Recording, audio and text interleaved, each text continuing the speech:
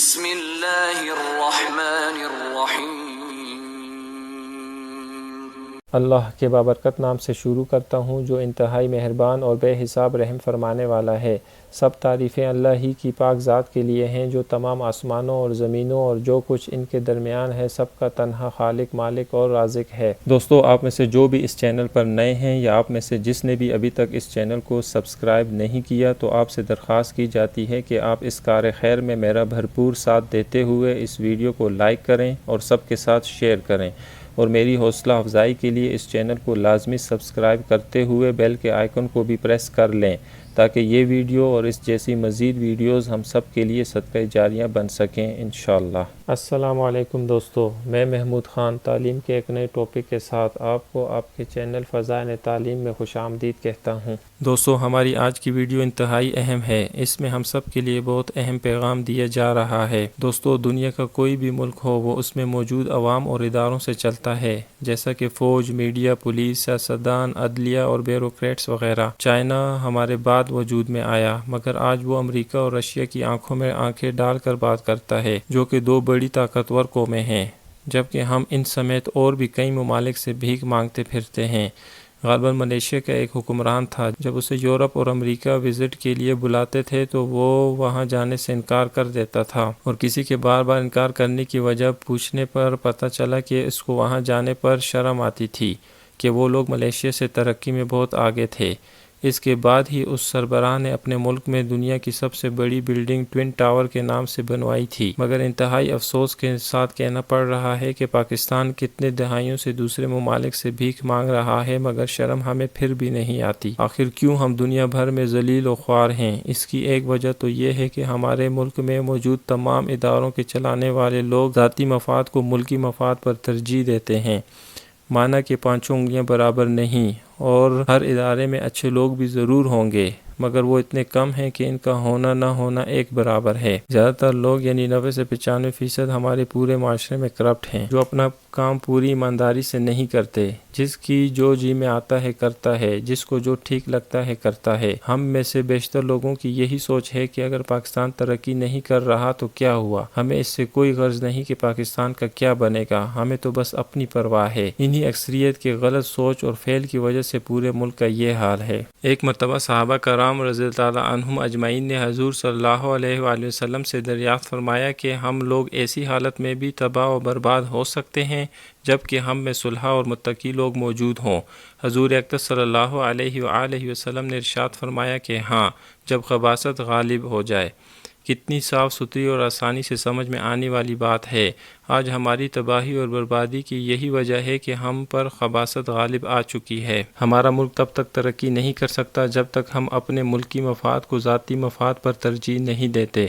جب تک ہم ذاتی گھر، آف شور کمپنیوں اور بینک بیلنس کو ترجیح دیں گے، اور اسی طرح جب تک ہم گلی محلوں اور رشتہ داری کی سیاست کو ترجیح دیں گے تو تب تک ہمارا یہی حال رہے گا۔ دوسری بات یہ ہے کہ آخر ہم ذاتی مفاد کو ملکی مفاد پر ترجیح کیوں دیتے ہیں؟ تو اس کا جواب ہے دنیا کی محبت۔ ہمارے اندر اس فانی دنیا کی محبت اتنی صلاحیت کر گئی ہے کہ ہم اپنی آخرت اور دین سے بالکل ہی غافل ہو گئے ہیں۔ نبی کریم صلی اللہ علیہ وآلہ وسلم نے ارشاد فرمایا کہ جب میری امت دنیا کو بڑی چیز سمجھنے لگے گی تو اسلام کی ہیبت اور وقت اس کے قلوب یعنی دلوں سے نکل جائے گی، اور جب عمل بالمعروف اور نہی عن المنکر کو چھوڑ بیٹھے گی تو وہی کی برکات سے محروم ہو جائے گی، اور جب آپس میں گالی گلوچ اختیار کرے گی تو اللہ جل شانہ کی نگاہ سے گر جائے گی۔ حضور صلی اللہ علیہ وآلہ وسلم کا یہ ارشاد مبارک ہم سب پر کتنا صادق آتا ہے۔ ہم سب دنیا کو ہی ترجیح دے رہے ہیں اور دین کی ہماری زندگی میں کوئی اہمیت نہیں رہی۔ یہی وجہ ہے کہ آج ہم اللہ کی نگاہ سے گر گئے ہیں اور دنیا بھر میں ذلیل و خوار ہیں۔ شیخ الحدیث مولانا محمد زکریا صاحب ارشاد فرماتے ہیں، اے بہی خواہان قوم، ترقی اسلام اور ترقی مسلمین کے لیے ہر شخص کوشاں اور سعی ہے، لیکن جو اسباب اس کے لیے اختیار کیے جا رہے ہیں وہ تنزل کی طرف لے جانے والے ہیں۔ اگر در حقیقت تم اپنے رسول روح فدا صلی اللہ علیہ وآلہ وسلم کو سچا رسول سمجھتے ہو، ان کی تعلیم کو سچی تعلیم سمجھتے ہو، تو پھر کیا وجہ ہے کہ جس چیز کو وہ سبب مرض بتا رہے ہیں، جن چیزوں کو وہ بیماری کی جڑ فرما رہے ہیں، وہی چیزیں تمہارے نزدیک سبب شفا و صحت قرار دی جا رہی ہیں؟ نبی کریم صلی اللہ علیہ وآلہ وسلم کا ارشاد ہے کہ کوئی شخص اس وقت تک مسلمان نہیں ہو سکتا جب تک کہ اس کی خواہش اس دین کے تابع نہ ہو جائے جس کو میں لے کر آیا ہوں، لیکن تمہاری رائے ہے کہ مذہب کی آڑ کو بیچ سے ہٹا دیا جائے تاکہ ہم بھی دیگر اقوام کی طرح ترقی کر سکیں۔ اللہ جل شانہ کا ارشاد ہے، جو شخص آخرت کی کھیتی کا طالب ہو ہم اس کی کھیتی میں ترقی دیں گے، اور جو دنیا کی کھیتی کا طالب ہو ہم اس کو کچھ دنیا دے دیں گے اور آخرت میں اس کا کچھ حصہ نہیں۔ حدیث میں آیا ہے کہ جو مسلمان آخرت کو اپنا نصب العین بنا لیتا ہے، اللہ جل شانہ اس کے دل کو غنی فرما دیتے ہیں اور دنیا ذلیل ہو کر اس کے پاس آتی ہے، اور جو شخص دنیا کو اپنا نصب العین قرار دیتا ہے پریشانیوں میں مبتلا ہوتا ہے، اور دنیا میں جتنا حصہ مقدر ہو چکا ہے اس سے زیادہ ملتا ہی نہیں۔ دوسری چیز جو اس حدیث میں بیان کی گئی جس کو چھوڑنے کی وجہ سے ہم اللہ کی نگاہ سے گر گئے ہیں، وہ عمل بالمعروف اور نہی عن المنکر ہے۔ عمل بالمعروف مطلب خود بھی اچھے اعمال کرنا اور دوسروں کو بھی اچھے کام کرنے کی ترغیب دینا، اور نہی عن المنکر مطلب خود بھی برے کاموں سے بچنا اور دوسروں کو بھی برے کام کرنے سے روکنا۔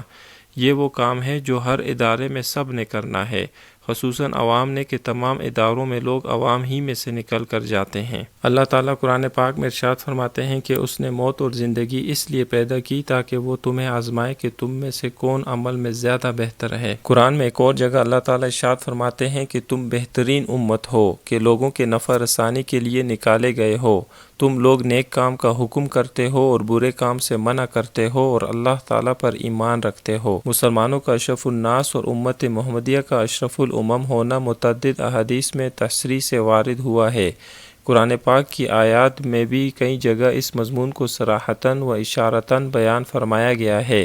اس آیت شریفہ میں بھی خیر امم کا اطلاق فرمایا گیا ہے، اور اس کے ساتھ ہی اس کی علت کی طرف بھی اشارہ فرمایا ہے کہ تم بہترین امت ہو اس لیے کہ عمل بالمعروف اور نہی عن المنکر کرتے ہو۔ مفسرین نے لکھا ہے کہ اس آیت شریفہ میں عمل بالمعروف اور نہی عن المنکر کو ایمان سے بھی پہلے ذکر فرمایا، حالانکہ ایمان سب چیزوں کی اصل ہے، بغیر ایمان کے کوئی خیر بھی معتبر نہیں۔ اس کی وجہ یہ ہے کہ ایمان میں تو اور امم سابقہ بھی شریک تھیں۔ یہ خاص خصوصیت جس کی وجہ سے تمام انبیاء علیہ السلام کے متبعین سے امت محمدیہ کو تفوق ہے، وہ یہی عمل بالمعروف و نہی عن المنکر ہے جو اس امت کا تمغہ امتیاز ہے، اور چونکہ بغیر ایمان کے کوئی عمل خیر معتبر نہیں، اس لیے ساتھ ہی بطور قید کے اس کو بھی ذکر فرما دیا، ورنہ اصل مقصود اس آیت شریفہ میں اسی کا ذکر فرمانا ہے، اور چونکہ وہی اس جگہ مقصود بالذکر ہے اس لیے اس کو مقدم فرمایا۔ نبی کریم صلی اللہ علیہ وآلہ وسلم کا ارشاد ہے کہ جو شخص کسی برائی کو ہوتے ہوئے دیکھے، اگر اس پر قدرت ہو کہ اس کو ہاتھ سے بند کر دے تو اس کو بند کر دے، اگر اتنی مقدرت نہ ہو تو زبان سے اس پر انکار کر دے، اگر اتنی بھی قدرت نہ ہو تو دل سے اس کو برا سمجھے، اور یہ ایمان کا بہت ہی کم درجہ ہے۔ چونکہ مثال سے بات سمجھ میں آتی ہے، اس لیے نبی کریم صلی اللہ علیہ وآلہ وسلم کا ارشاد ہے کہ اس شخص کی مثال جو اللہ کی حدود پر قائم ہے اور اس شخص کی جو اللہ کی حدود میں بڑھنے والا ہے اس قوم کی سی ہے جو ایک جہاز میں بیٹھے ہوں، اور قرہ سے مثلاً جہاز کی منزلیں مقرر ہو گئی ہوں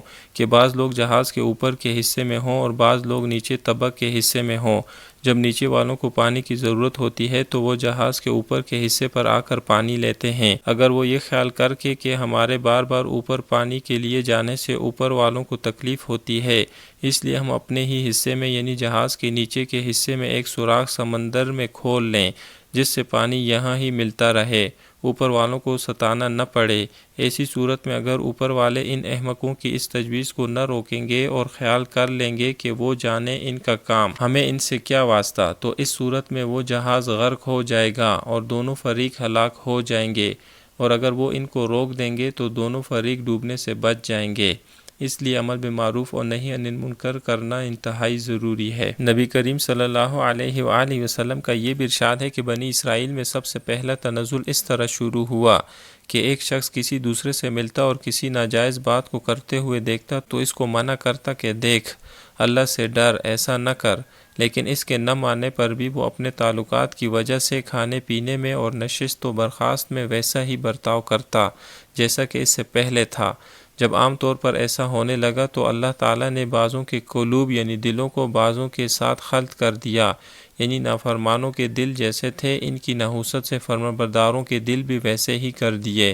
پھر ان کی تائید میں کلام پاک کی آیتیں لعن الذین کفروا من بنی اسرائیل سے فاسقون تک پڑھیں۔ اس کے بعد حضور صلی اللہ علیہ وسلم نے بڑی تاکید سے یہ حکم فرمایا کہ عمل بالمعروف اور نہی عن المنکر کرتے رہو، ظالم کو ظلم سے روکتے رہو اور اس کو حق بات کی طرف کھینچ کر لاتے رہو۔ دوسری حدیث میں وارد ہے کہ حضور صلی اللہ علیہ وآلہ وسلم تکیے لگائے ہوئے بیٹھے تھے، جوش میں اٹھ کر بیٹھ گئے اور قسم کھا کر فرمایا کہ تم نجات نہیں پاؤ گے جب تک کہ ان کو ظلم سے نہ روک دو۔ ایک اور حدیث میں ہے کہ آپ صلی اللہ علیہ وآلہ وسلم نے قسم کھا کر فرمایا کہ تم عمل بالمعروف اور نہی عن المنکر کرتے رہو اور ظالموں کو ظلم سے روکتے رہو اور حق بات کی طرف کھینچ کر لاتے رہو، ورنہ تمہارے قلوب بھی اسی طرح خلط کر دیے جائیں گے جس طرح ان لوگوں کے کر دیے گئے، اور اسی طرح تم پر بھی لعنت ہوگی جس طرح ان پر یعنی بنی اسرائیل پر لعنت ہوئی۔ قرآن پاک کی آیات تائید میں اس لیے پڑھی کہ ان آیات شریفہ میں ان لوگوں پر لعنت فرمائی ہے، اور سبب لعنت من جملہ اور اسباب کے یہ بھی ہے کہ وہ منکرات سے ایک دوسرے کو نہیں روکتے تھے۔ آج کل یہ خوبی سمجھی جاتی ہے کہ آدمی صلح کل رہے، جس جگہ جاوے ویسے ہی کہنے لگے، اسی کو کمال اور وسعت اخلاق سمجھا جاتا ہے، حالانکہ یہ علی الاطلاق غلط ہے، بلکہ جہاں عمل بالمعروف وغیرہ قطعاً مفید نہ ہو، ممکن ہے کہ صرف سکوت کی کچھ گنجائش نکل آوے، نہ کہ ہاں میں ہاں ملانے کی، لیکن جہاں مفید ہو سکتا ہے، مثلاً اپنی اولاد، اپنے ماتحت، اپنے دست و نگر لوگوں میں، وہاں کسی طرح بھی یہ سکوت کمال اخلاق نہیں، بلکہ سکوت کرنے والا شرعاً و عرفاً خود مجرم ہے۔ سفیان ثوری رحمۃ اللہ علیہ کہتے ہیں کہ جو شخص اپنے پڑوسیوں کو محبوب ہو، اپنے بھائیوں میں محمود ہو، اغلب یہ ہے کہ وہ مداحن ہوگا، یعنی جھوٹا اور منافق۔ نبی کریم صلی اللہ علیہ وآلہ وسلم کا ارشاد ہے کہ اگر کسی جماعت اور قوم میں کوئی شخص کسی گناہ کا ارتکاب کرتا ہے اور وہ جماعت و قوم باوجود قدرت کے اس شخص کو گناہ سے نہیں روکتی، تو ان پر مرنے سے پہلے دنیا ہی میں اللہ تعالیٰ کا عذاب مسلط ہو جاتا ہے۔ حضرت عائشہ رضی اللہ عنہا فرماتی ہیں کہ نبی اکرم صلی اللہ علیہ وآلہ وسلم ایک مرتبہ دولت قدح پر تشریف لائے تو میں نے چہرہ انور پر ایک خاص اثر دیکھ کر محسوس کیا کہ کوئی اہم بات پیش آئی ہے۔ حضور صلی اللہ علیہ وآلہ وسلم نے کسی سے کچھ بات چیت نہیں فرمائی اور وضو فرما کر مسجد میں تشریف لے گئے۔ میں حجرہ کی دیوار سے لگ کر سننے کھڑی ہو گئی کہ کیا ارشاد فرماتے ہیں۔ حضور صلی اللہ علیہ وآلہ وسلم منبر پر تشریف فرما ہوئے اور حمد و ثنا کے بعد ارشاد فرمایا، لوگو، اللہ تعالیٰ کا ارشاد ہے کہ عمل بالمعروف اور نہی عن المنکر کرتے رہو، مبادا وہ وقت آ جائے کہ تم دعا مانگو اور قبول نہ ہو، تم سوال کرو اور سوال پورا نہ کیا جائے، تم اپنے دشمنوں کے خلاف مجھ سے مدد چاہو اور میں تمہاری مدد نہ کروں۔ یہ کلمات طیبات حضور صلی اللہ علیہ وآلہ وسلم نے ارشاد فرمائے اور منبر سے نیچے تشریف لے آئے۔ حضرت ابو درداء رضی اللہ عنہ جو ایک جلیل القدر صحابی ہیں فرماتے ہیں کہ تم عمل بالمعروف اور نہی عن المنکر کرتے رہو، ورنہ اللہ تعالیٰ تم پر ایسے ظالم بادشاہ کو مسلط کر دے گا جو تمہارے بڑوں کی تعظیم نہ کرے، تمہارے چھوٹوں پر رحم نہ کرے۔ اس وقت تمہارے برگزیدہ لوگ دعائیں کریں گے تو قبول نہ ہوں گی، تم مدد چاہو گے تو مدد نہ ہوگی، مغفرت مانگو گے تو مغفرت نہ ملے گی۔ خود حق تعالیٰ شانو ارشاد فرماتے ہیں، اے ایمان والو، اگر تم اللہ کی مدد کرو گے تو وہ تمہاری مدد کرے گا اور دشمنوں کے مقابلے میں تمہارے قدم جما دے گا۔ دوسری جگہ ارشاد باری تعالیٰ ہے، اگر اللہ تعالیٰ شانو تمہاری مدد کریں تو کوئی شخص تم پر غالب نہیں آ سکتا، اور اگر وہ تمہاری مدد نہ کریں تو پھر کون شخص ہے جو تمہاری مدد کر سکتا ہے، اور صرف اللہ تعالیٰ ہی پر ایمان والوں کو اعتماد رکھنا چاہیے۔ دور منصور میں بروایت ترمذی وغیرہ حضرت حذیفہ رضی اللہ عنہ سے نقل کیا ہے کہ حضور اقدس صلی اللہ علیہ وسلم نے قسم کھا کر یہ ارشاد فرمایا کہ تم عمل بالمعروف اور نہی عن المنکر کرتے رہو، ورنہ اللہ جل شانو اپنا عذاب تم پر مسلط کر دیں گے، پھر تم دعا بھی مانگو گے تو قبول نہ ہوگی۔ یہاں پہنچ کر میرے بزرگ اول تو یہ سوچ لیں کہ ہم لوگ اللہ کی کس قدر نافرمانیاں کرتے ہیں، پھر معلوم ہو جائے گا کہ ہماری کوششیں بیکار کیوں جاتی ہیں، ہماری دعائیں بے اثر کیوں رہتی ہیں، ہم اپنی ترقی کے بیج بو رہے ہیں یا تنزل کے۔ یہ سب ارشادات سننے کے بعد کچھ بھی مزید کہنے کی ضرورت نہیں،